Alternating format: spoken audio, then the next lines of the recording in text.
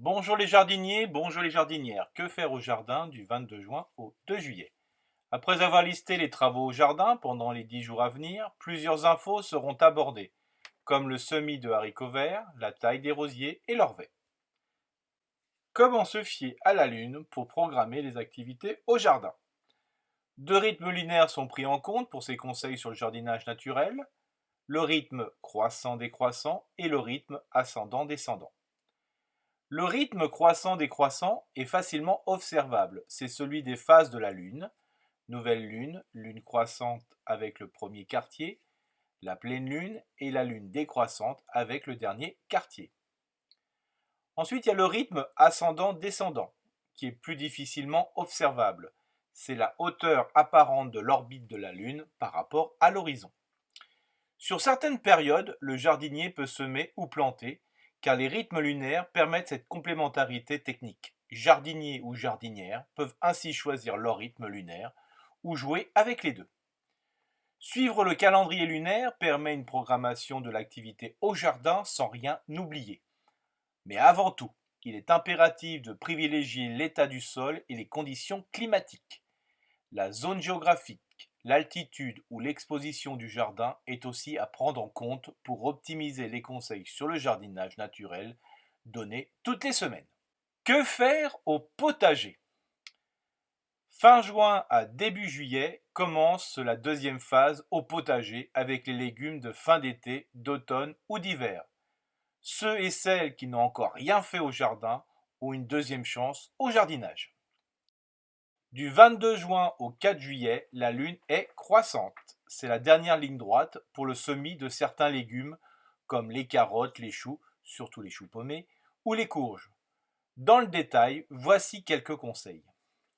En pleine terre, il faut semer basilic, les betteraves rouges ou d'autres couleurs en mettant une graine tous les 10 cm, les blettes avec une graine tous les 10 cm, les carottes, mais comme je vous le disais auparavant, c'est la dernière ligne droite, tous les types de choux, 3 graines tous les 50 cm, les courgettes, 2 graines par place, les concombres, aussi 2 graines par place, les cornichons, 2 graines par place, les épinards, une graine tous les 10 cm, les haricots verts nains, 5 à 8 graines par poquet, ou une graine tous les 3 cm, les laitues, des graines ici et là ou dans une pépinière, les navets avec 3 graines tous les 10 cm, les radis en mélange souvent avec d'autres semis, et bien sûr les plantes aromatiques comme le persil.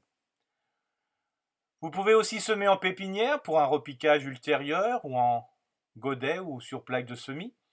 Donc tout ce qui est betterave rouge ou d'autres couleurs, la chicorée ou les chicorées parce qu'il y a vraiment pas mal de variétés, tous les types de choux, le fenouil et les laitues. Si on prend un autre rythme lunaire, du 22 juin au 4 juillet, la lune est descendante. Tout peut être encore planté en respectant les distances de plantation. Attention, il faut bien choisir les endroits en fonction du besoin des plantes à repiquer, comme l'ensoleillement, le type de sol ou l'humidité.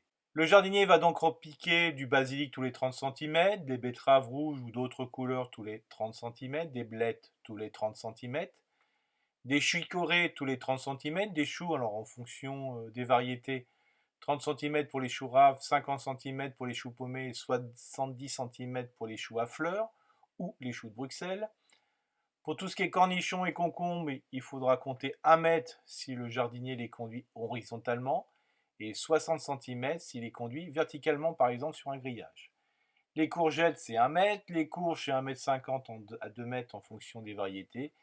Les laitues, c'est 30 cm, les poireaux d'hiver, parce que c'est vraiment la bonne période, c'est 10 à 20 cm sur le rang et 30 cm entre les rangs.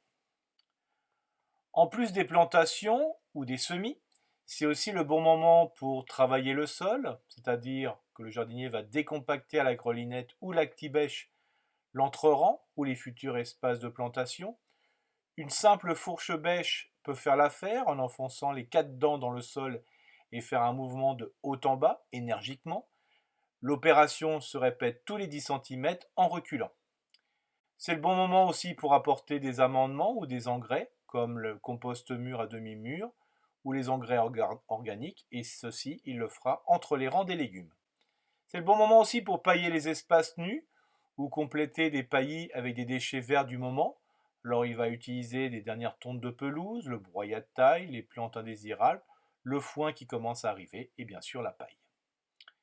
Et enfin, c'est le bon moment pour pulvériser les plantes avec des préparations stimulantes à base d'ortie, de consoude ou de prêle, ou des préparations insectifuges à base de plantes aromatiques comme la lavande, la menthe ou la sauge, ou des préparations fongicides à base de prêle.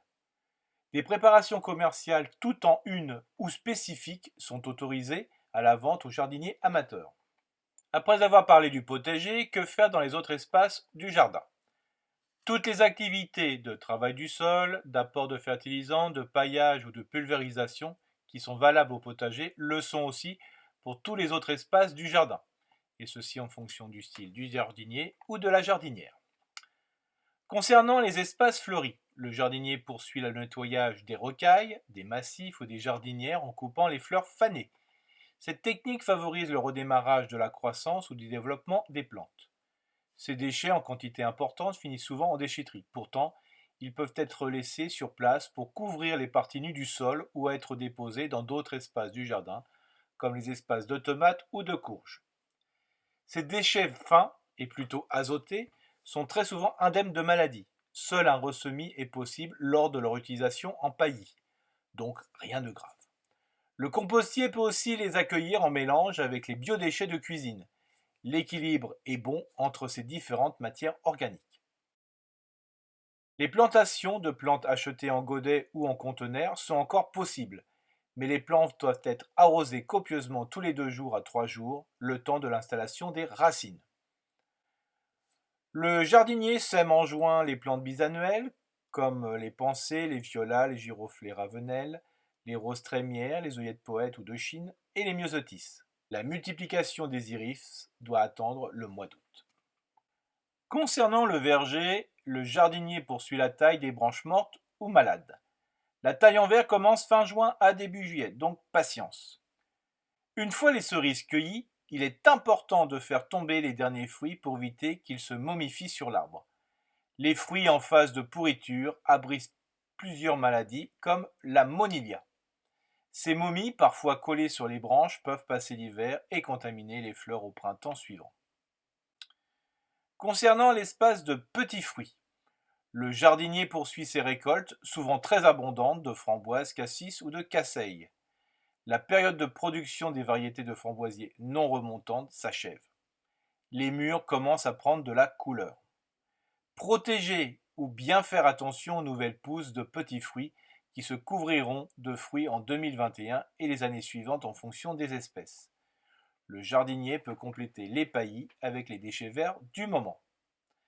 Pour les arbustes de petite taille, moins de 3 mètres, le jardinier poursuit la taille des arbustes à floraison printanière une fois leur défloraison, ainsi que celle des arbustes à feuilles, comme les troènes ou la charmille ou les thuyas. Avant de sortir le sécateur, bien vérifier l'absence de nid. Si oui, attendre début août. Ne pas tailler les arbustes à floraison estivale, arbres à papillons, spirées de Chine. Leur taille sera prévue d'octobre 2020 à mars 2021. Les 3 infos de la semaine. Un légume, le haricot. Les haricots se sèment jusqu'à début août. Le jardinier ameublit le sol, décompacté en passant et repassant la griffe pour casser les mottes. Il creuse un sillon de 5 à 10 cm. 2 techniques existent en fonction du style du jardinier. Le semis en ligne ou en poquet.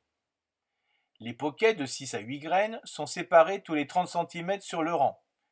Et une graine pour le semis en ligne est semée tous les 3 cm. Les rangs sont espacés de 50 cm. Les graines sont très peu enterrées à une profondeur de moins de 2 cm. La graine doit ressentir la chaleur des rayons du soleil tout en écoutant les cloches des églises et en voyant le cul du jardinier. C'est lors du butage que de la terre sera ramenée au pied des plantes. Le jardinier peut ajouter un seau de compost pour 10 mètres linéaires et de la cendre de bois, bien sûr une cendre bien blanche. Enfin, il arrose juste après le semis pour une levée plus rapide. Une semaine après, les haricots lèvent car la germination est optimale entre 20 et 25 degrés. Quand les plants atteignent 20 cm, le jardinier les bute pour améliorer leur ancrage dans le sol. Le jardinier les arrose 2 fois par semaine sans mouiller le feuillage. Il le fait plus souvent pour les variétés à filet pour éviter les fils. La deuxième info concerne une technique, la taille des rosiers. 3 tailles sont faites sur les rosiers. En mars, c'est la taille de floraison, souvent d'ailleurs très stricte. Durant la floraison, le jardinier enlève régulièrement les fleurs fanées, c'est ce qu'on appelle la taille de défloraison. Et enfin en automne, le jardinier diminue le volume de rameaux selon le type de rosier. Comment faire une taille de défloraison? Il faut d'abord observer les rosiers. Les feuilles sont constituées selon les variétés de 5 ou 7 folioles. Plus les feuilles sont proches des boutons floraux, plus le nombre de folioles diminue. Les feuilles deviennent imparfaites. En partant des fleurs fanées, les rameaux de rosier sont alors taillés juste après la première ou la deuxième vraie feuille à 5 ou 7 folioles. La troisième info concerne une bestiole, l'orvet. L'orvet ou serpent de verre n'est pas un serpent, mais un lézard. En cas d'attaque d'un prédateur, il peut perdre une partie de sa queue, mais qu'une seule fois. L'orvet adore une certaine humidité pour se réfugier. Il est à proximité d'espaces humides, sous les feuilles, dans un coin ombragé ou encore dans les hautes herbes, sous des cartons ou une tôle. Ses repas se composent essentiellement d'escargots, de limaces, de vers de terre et autres lombriques, de chenilles, de cloportes, d'araignées ou de larves diverses. C'est vraiment l'ami du jardinier. Il est donc important de laisser une zone de friche. Un tas de compost est un refuge haut de gamme, car il trouve de la nourriture à profusion et une certaine chaleur à la saison froide.